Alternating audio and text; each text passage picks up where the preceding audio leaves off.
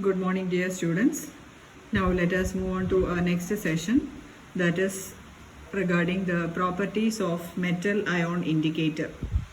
So far we have discussed so many metal ion indicators, isn't it? So many indicators we had gone through, that is murexide, for example, murexide, then pattern and radars indicator, then solochrome black tea or areochrome black tea, etc., isn't it? So all these indicators, how they functions, these indicators, they will be complexing with the metals, isn't it?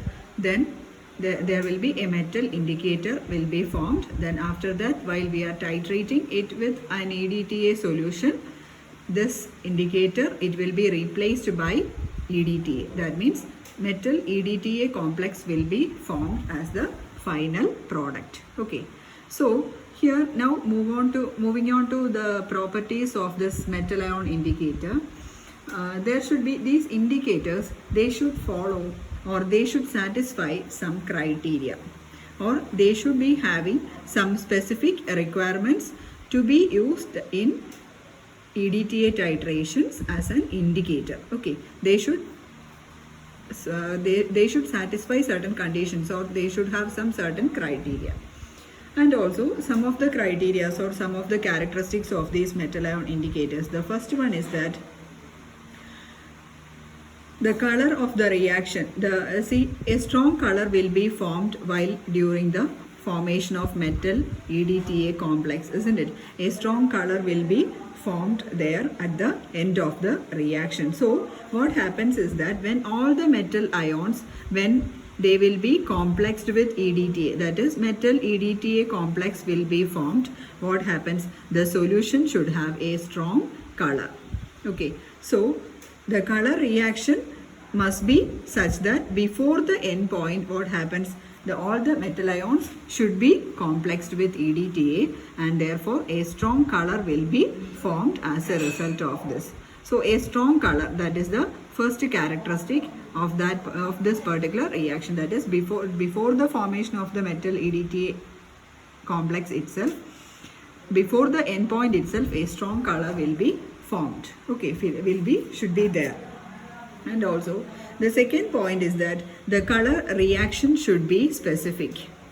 Color reaction should be specific. Specific means for each metal ion EDTA complex there should be, or for each metal indicator complex there should be a specific color, or the color varies with the metal indicator complex. Okay, the color should be varying. So for a particular reaction there will be one single color, so that we can say that the color reaction should be specific. That is the second point. Then the third point is that the metal indicator complex should have sufficient stability. And also we compared the stability of metal indicator complex with metal EDTA complex, isn't it? We had compared both the stabilities, and which one has got a greater stability? Metal EDTA complex has got a greater stability than metal indicator complex, isn't it? Regarding the stability, metal EDTA complex will be more stable than a metal indicator complex. Or we can say that a metal indicator complex, it is less stable than a metal EDTA complex. Then only we can see that this indicator will be replaced by this EDTA, isn't it? So a metal indicator will be less stable than metal EDTA complex. And therefore at the end point what happens is that the EDTA removes completely, or the indicator will be completely replaced by EDTA, thereby forming this metal EDTA complex. Okay, so the stability, it is very important. A metal indicator complex should be less stable than a metal EDTA complex. Okay, then the fourth point is that there should be a color contrast between the indicator. There should be a color contrast between the indicator and the metal indicator complex. Okay, there should be a color contrast.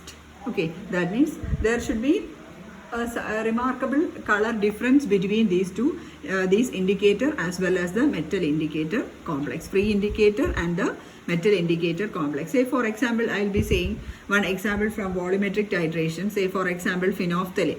Phenolphthalein, I am writing it as HPH, and this phenolphthalein, In the unionized state, it is colorless, isn't it? In the unionized state, phenolphthalein is colorless. That means as an indicator, it will be colorless. But once it got ionized, or once it will be reaching to the acid solution or alkali solution, it will be having a particular color, isn't it? It will be turning to a pink color, isn't it? So this is how here also it works. That is, the free indicator should be having one color, and the metal indicator complex should have a contrast color. Okay, that is the fourth point. So because of this color contrast, it is visible for us to see the complex formation, isn't it? That is, the reaction will be nearing to the equivalence point. That will be clear because of this color contrast between these two, isn't it? Then the fifth point is that the titrations, these EDTA titrations, it can be carried out only at a particular pH range. Okay, that is, only at a particular pH range this indicator will be working properly. This indicator will be showing a particular color only at particular pH range. Okay, and also let us go through the equation for this reaction. That is, first of all, metal indicator complex plus EDTA. What happens? The product will be metal EDTA plus indicator. Okay. And also we can write the stability of the metal indicator complex. Stability of metal indicator complex. That is KIN. Stability, normally we are representing it by KIN. KIN is equal to, that is, M metal indicator, concentration of metal indicator divided by concentration of metal into concentration of indicator. So from this we came to know about the stability of the metal indicator complex. So these are some of the properties of metal ion indicator, or some of the criteria to be satisfied by the indicators. Okay. Then the next is the types of EDTA titrations.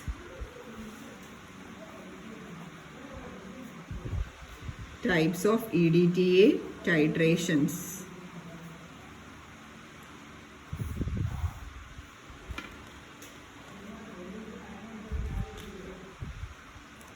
There are 4 types of EDTA titration. That is the direct titration. First one, direct titration. Second one, that is the back titration. Back titration. Third one, replacement or substitution titration. Replacement or substitution titration. And the fourth one, that is the alkalimetric titration. So these are the 4 types of EDTA titrations: direct titration, back titration, replacement or substitution titration, and the fourth one, alkalimetric titration. Let us go through one by one. The first one, that is the direct titration.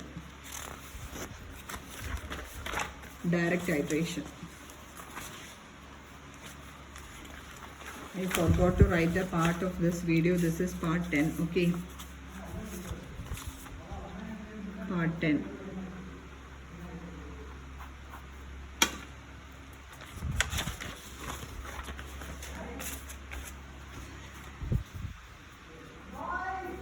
Direct titration.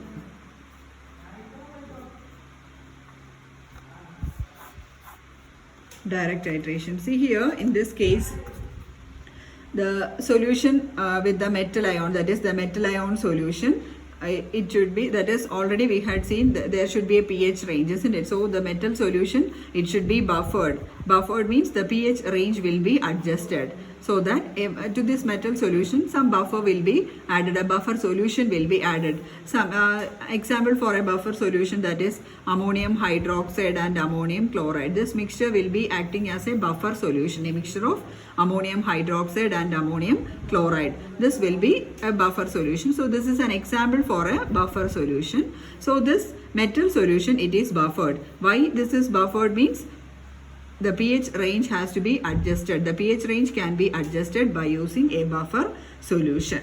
Okay, so the solution is buffered to a desired pH range and then it is titrated with standard EDTA.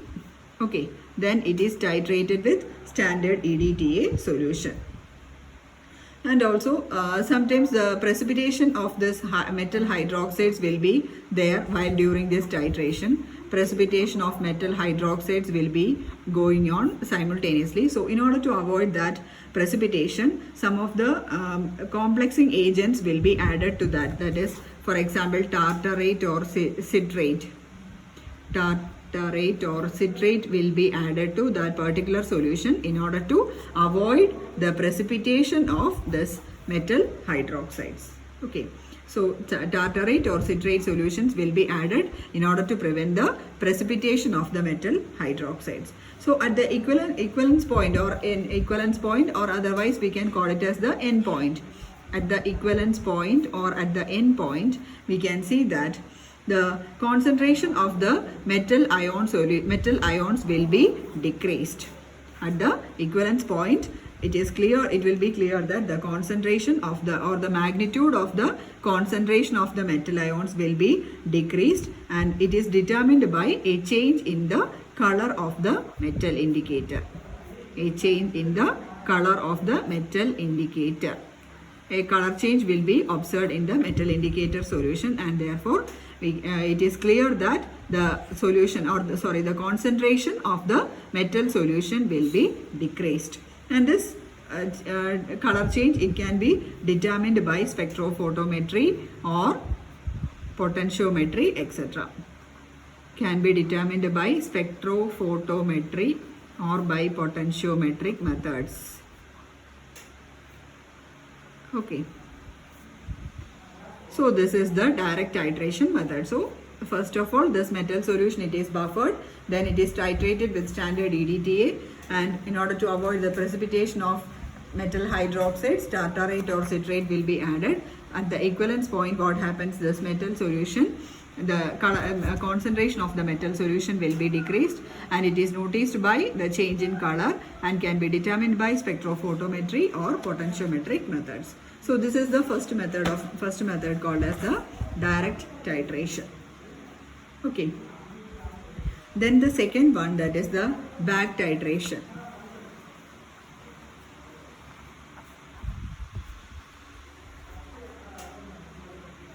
Back titration. See, back titration method, it is adopted in case some metals, it cannot be titrated directly using EDTA. Okay, some metals cannot be titrated directly using EDTA solutions. So in that case, we will be using this back titration method. So here what happens is that a slight change from the previous one, that is, in the first case we are adding a standard known volume of EDTA solution, but here we will be adding excess of standard EDTA solution. Standard EDTA, as you know, standard EDTA means the normality of that particular EDTA solution, it is known to us, or it is known, or it is clear, and excess of standard EDTA solution is added to this metal solution. Okay. Excess of standard EDTA solution is added to the metal solution, and also what about the metal solution? It is buffered to a desired pH range. It is a buffered metal solution, or it is a pH adjusted metal solution, and an excess of standard EDTA solution, it is added to this one.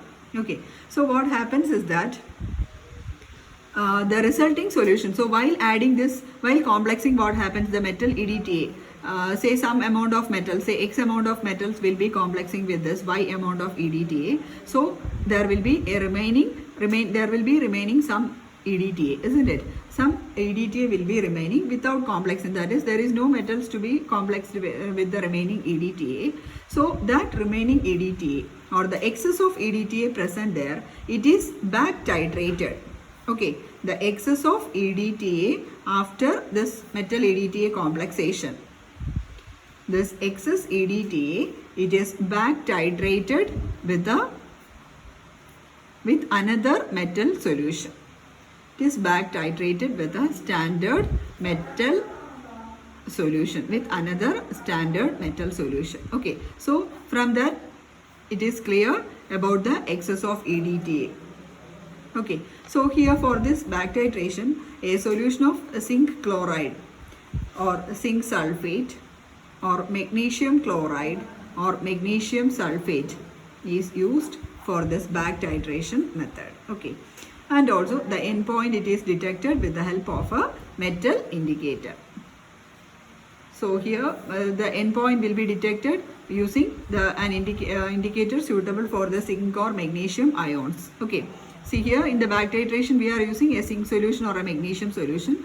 So correspondingly a metal indicator will be added to that back titrated solution. Okay, so this is the back titration method.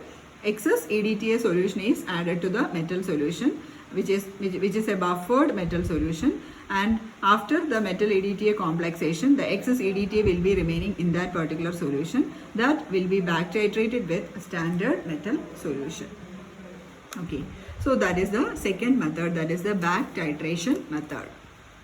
Hope you are clear with this.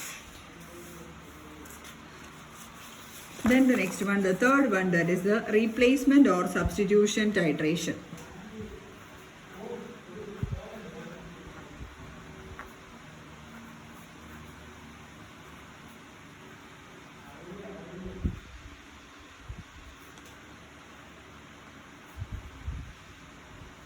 Replacement or substitution titration, that is the third method.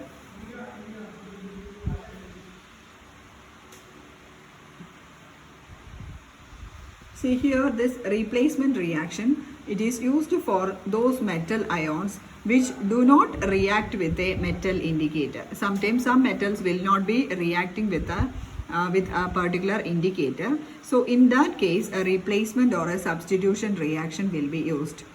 So and also in some cases, for some metal ions, corresponding suitable indicators are not available. Okay, so in both the cases we will be using this replacement or substitution reactions. That is, the first case is that in some cases the metal ions will not be reacting with a will not be reacting with a suitable metal indicator. That is the first case. And in another case, this indicator, sometimes this indicators for that particular metal ion will not be available. So in both cases, this type of replacement or substitution reactions will be used. So here also an excess of zinc or magnesium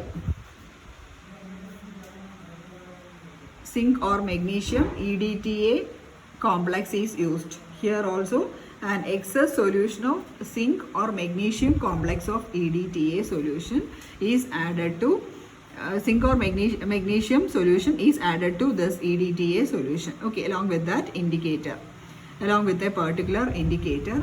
So what happens is that this, say for example, I will be writing the equation ZnY2 minus. So this is the zinc solution plus this particular metal solution M2 plus, giving My2 minus plus Zn2 plus. So here this zinc is replaced by the metal, isn't it? So this is the EDTA. So zinc EDTA with plus zinc EDTA plus the metal solution, giving the zinc will be replaced by this metal ions. Therefore it becomes My2 minus. So metal EDTA will be formed plus zinc. So the zinc will be replaced. So after that, this metal, the M2 plus, it will be the analyte or the analyte cation. This will be the analyte cation.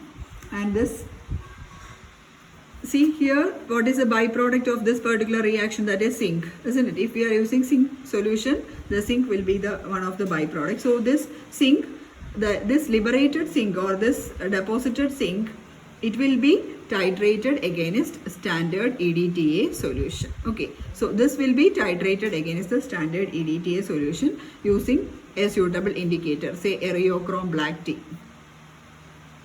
Areochrome black tea indicator. Therefore, we can determine the particular reaction, or we can determine the strength of that particular solution. So here also we will be using an excess of magnesium or zinc EDTA solution along with an indicator. So the zinc solution, zinc EDTA will be reacting with metal to give metal EDTA plus zinc. And that particular zinc, the zinc solution so liberated, will be titrated against a standard EDTA using Eriochrome black tea. So this is the third type of reaction, that is the replacement or substitution titration. Then the last one, that is the alkalimetric titration. Alkalimetric titration. The last one, that is the alkalimetric titration.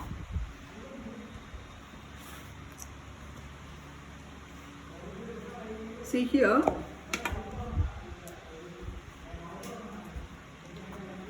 we are taking the EDTA solution as sodium salt. So it will be Na2H2Y. Okay. So this solution, it is added to a metal solution. Okay. So what happens is that this metal will be in place of this hydrogens, this metal will be replaced, so that hydrogen will be liberated. Okay. So this solution, this EDTA solution, it is reacting with the metal solution. So complexes will be formed. So the complex here, let it be M